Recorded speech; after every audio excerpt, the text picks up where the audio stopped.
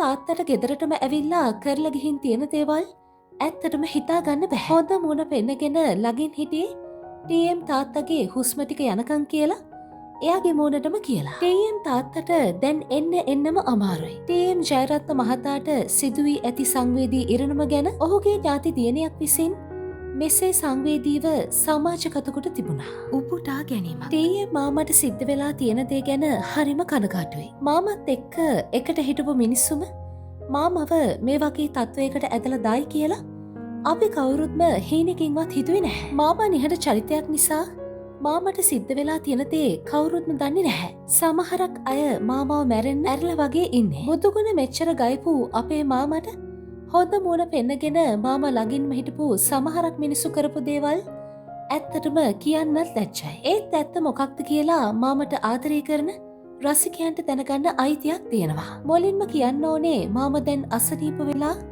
ටික කාලයක් තිස්සේ ලෙඩ ඇඳේ අමාරුවෙන් ජීවත් වෙන්නේ. කොටින්ම කිව්වොත් මේ වෙනකොට මාමට බෙහෙත් හේත් කරන්නෙත් බොහොම අමාරුවෙන්. මාමගේ ගෙදරටම ඇවිල්ලා මාමගේ හිතවත් ශේත්‍රයේ අයම මාමගෙන් ගනුදෙනු කරන් ගිහිල්ලා අද වෙනකොට මාම ගැන කෝල් එකක්වත් දීලා දුක සැපවත් අහන්නේ නැහැ. සමහරක් අය ලක්ෂ ගණනින් මුදල් අරන් ගිහිල්ලා මාමට අමාරු කාලේ ඒවා ටික ටික හරි ආයි පියවන්න කියනකොට අපි ණය ගත්තේ නැහැ කියලා කෝල් බ්ලොක් කරනවා. මාම දැන් අසරණ වෙලා ඉද්දී බෙහෙත් හේත් කරගන්නවත් ඒවා ටික ටික හරි බේරන එක එයාලගේ යුතුයකම නේද? නැතුව බොරුවට මැරුණට පස්සේ මල් වඩන් අරන් ඇවිල්ලා ටීඑම් අයියා කියාගෙන අඬල වැඩක් නැහැ නේද?